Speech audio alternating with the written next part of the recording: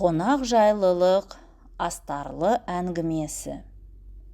Ертеде бір қарт өмір сүріпті. Оның 5 ұлы болыпты. Қарияның шағын кәсібі, шағын шайханасы бар еді. Бір күні ақсақал балаларына: «Ұлдарым, мен қартайдым. Жылдар өте келе, маған шайхана жүргізу қиын болады. Сондықтан оны араларынан біреуіне тапсырып өткізіп бергім келеді. Бәрін сауатты, білімді адамдарсыңдар. Бұл иісті жүргізу кез келгеннің қолынан келеді.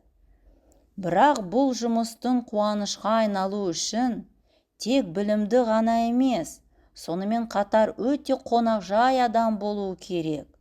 Сондықтан сендерден сұрайын дегенім, қонақжайлылық деген не?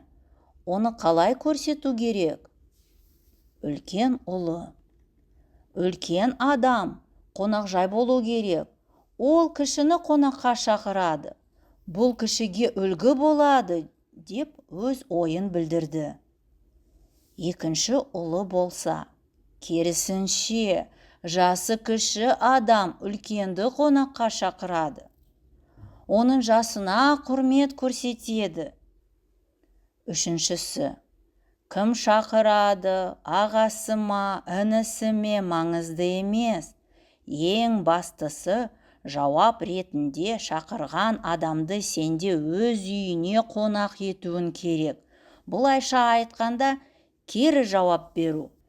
Төртінші: «Келген қонаққа ең дәмді тағамдарды дайындау керек. Ең жақсы сусындармен сыйлау керек. Бұл нағыз қонақжайлық болады».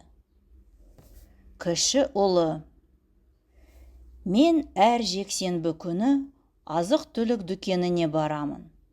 Мен сатушының атын білмеймін, ол да менің атымды білмейді.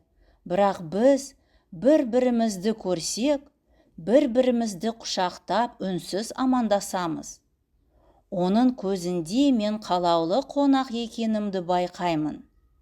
Дүйсенбі күні мен медресеге барамын және бір пәннен жазудан сабақ беремін. Мен сыныпқа кіргенде мені қарсы алған оқушылардың жүректерінде құрметті қонақ екенімді көремін. Сондықтан мен шынайы қонақжайлылық ол басқа адамдардың көңілдерінде және жүректерінде қалаулы қонақ болу деп санаймын».